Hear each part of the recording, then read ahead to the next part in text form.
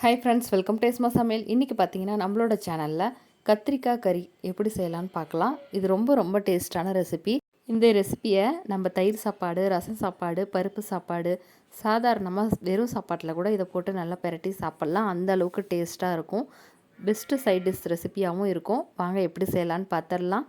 இதுக்கு 1/2 கிலோ கத்திரிக்காயை நல்லா நீல வாக்கில் இது போல் அறுத்துட்டு தண்ணியில் போட்டு வச்சுக்கலாம். இல்லைனா காரல் வாடை வரும். அதனால் தண்ணியில் கட் பண்ணி போட்டு எடுத்து வச்சுக்கோங்க. அதுக்கப்புறமா கடாயில் கொஞ்சம் போல் எண்ணெய் விட்டுருக்கேன். எண்ணெயில் தாளிப்புக்காக கொஞ்சமாக கடுகு, கடலைப்பருப்பு சேர்த்துக்கோங்க. இது நல்லா பொரியிற டைமில் 1/2 ஸ்பூன் அளவுக்கு சோம்பு சேர்த்துக்கலாம். சோம்பு சேர்த்தும் போது நமக்கு ஃப்ளேவர் ரொம்ப சூப்பராக இருக்கும். இது நல்லா பொரிஞ்சு வரட்டும். அதுக்குள்ளே ஒரு மீடியம் சைஸ் பெரிய வெங்காயத்தை நல்லா பொடியாக நறுக்கி கட் பண்ணி எடுத்து வச்சுக்கலாம். இப்போ நம்மளோட மசாலாலாம் நல்லா பொரிஞ்சு வந்ததுக்கப்புறமா நம்ம கட் பண்ணி எடுத்து வச்ச பெரிய வெங்காயத்தை இதில் சேர்த்துக்கலாம். வெங்காயம் சேர்த்தனதுக்கப்புறமா நீங்கள் அடுப்பை மீடியம் ஃப்ளேம்லேயே வச்சுருங்க. ஏன்னா வெங்காயம் நமக்கு ஃபாஸ்ட்டாக வச்சுருந்தோம் அப்படின்னா நமக்கு சீக்கிரமாக கலர் மாறி வந்துடுமே தவிர வெங்காயம் நமக்கு வெந்து வராது. அதனால் நம்ம மீடியம் ஃப்ளேம்லேயே வச்சுட்டு பொறுமையாக வதக்கி எடுத்துக்கலாம். இந்த மாதிரி வதங்கிட்டு இருக்கும்போதே நம்ம ஒரு 10 பல்லு பூண்டை இது போல் நல்லா தட்டி எடுத்து வச்சுருக்கோம். அதையும் சேர்த்துக்கலாம்.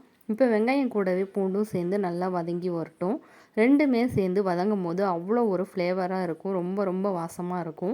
வெங்காயம் சீக்கிரம் வதங்கிறதுக்காக கொஞ்சமாக தூளுப்பு சேர்த்துக்கலாம். தூளுப்பு சேர்த்துட்டு வெங்காயத்தை நல்லா இது போல் பொன்னிறமாக வர வரைக்கும் வதக்கி விட்டுக்கலாம். எந்த அளவுக்கு நமக்கு வெங்காயம் நல்லா வதங்கி வருதோ அந்த அளவுக்கு நமக்கு கத்திரிக்காய் கறி ரொம்ப டேஸ்ட்டாக இருக்கும். இப்போது நம்மளோட வெங்காயம் ஓரளவுக்கு நல்லா கலர் மாறி வந்ததுக்கு அப்புறமா நம்ம கட் பண்ணி எடுத்து வச்சுருந்த கத்திரிக்காய் துண்டுகளை இது கூட சேர்த்துக்கலாம். கத்திரிக்காயை சேர்த்தும் போது தண்ணியெல்லாம் நல்லா வடிச்சிட்டு இதில் சேர்த்துக்கோங்க. இல்லைன்னா கையிலேயே தெறிக்கும். இப்போது நம்ம கட் பண்ணி எடுத்து வச்சுருந்த எல்லா கத்திரிக்காய் துண்டுகளையும் இதில் சேர்த்துக்கலாம்.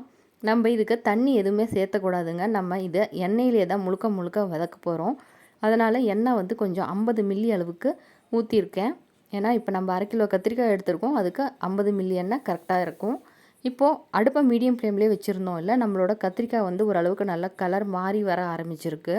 இப்போ இந்த டைமில் நம்ம கத்திரிக்காய் கறிக்கு தேவையான அளவு மஞ்சப்பொடி, 1 ஸ்பூன் அளவுக்கு தட்டின மாதிரி காரப்பொடி எடுத்துக்கோங்க.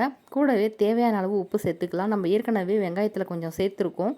அதனால் கத்திரிக்காயில் சேர்த்தும் போது பார்த்து கவனமாக சேர்த்துங்க, இல்லைன்னா கரிச்சிரும். இது எல்லாமே பச்சை வாசம் போகிற வரைக்கும் ஒரு 5 நிமிஷம் மட்டும் நல்லா பெரட்டி விட்டுக்கலாம். இப்போ நம்மளோட கத்திரிக்காய் நல்லா பிரண்டு வந்துட்டுருக்கு.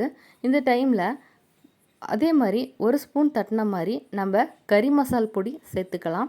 நீங்கள் கறி மசால் பொடி இல்லை அப்படின்னா வீட்டில் செஞ்சுருக்க குழம்பு பொடி, கரம் மசாலா பொடி கூட சேர்த்துக்குவாங்க. அதுவுமே டேஸ்ட்டு நல்லா தான் இருக்கும். இது எல்லாத்தையும் நல்லா பச்சை வாசம் போகிற வரைக்கும் திறந்தே வச்சுட்டு கொஞ்சம் நேரம் நல்லா வதக்கிக்கலாம்.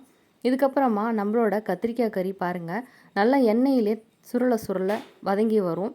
அது வரைக்கும் நம்ம அடிப்பிடிக்காத மாதிரி கொஞ்சமாக நம்ம கிண்டி விட்டுக்கலாம். அதாவது அடியிலேருந்து கரண்டியை எடுத்து இது மாதிரி உதிர்த்து விட்டா அப்படி கிண்டி விடுங்க. இல்லைன்னா நமக்கு கத்திரிக்காய் உடஞ்சி போயிடும். இப்போது அடுப்பை நம்ம மீடியம் ஃப்ளேம் தான் வச்சுருக்கோம். நம்ம லோ ஃப்ளேம்லேயும் வைக்கல, ஹை ஃப்ளேம்லேயும் வைக்கல. இப்போது நம்மளோட கத்திரிக்காய் இன்னும் கூட கொஞ்சம் நல்லா சுருண்டு வந்திருக்கு. இது கொஞ்சம் நேரம் நல்லா நம்ம மூடி போட்டிருந்தோம். இப்போ ஓப்பன் பண்ணி திறந்து வச்சுட்டு ஒரு 5 நிமிஷம் மட்டும் அடுப்பில் விட்டுக்கலாம்.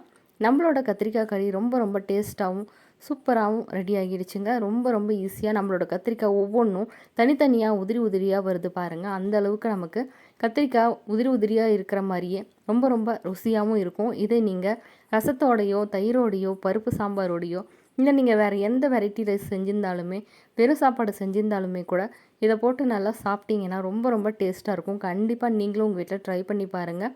Must try recipe. நீங்களும் உங்கள் வீட்டை ட்ரை பண்ணி பார்த்துட்டு உங்களோட கமெண்ட்ஸை மறக்காமல் எனக்கு ஷேர் பண்ணுங்கள். நம்ம சேனலில் இருக்கக்கூடிய எல்லா வீடியோவும் பார்த்துட்டு உங்களுக்கு ரொம்ப பிடிச்சிருந்தது அப்படின்னா ப்ளீஸ் லைக் பண்ணுங்கள், ஷேர் பண்ணுங்கள், சப்ஸ்கிரைப் பண்ணலைன்னா கூட லைக் அது பண்ணுங்கள். தேங்க்யூ.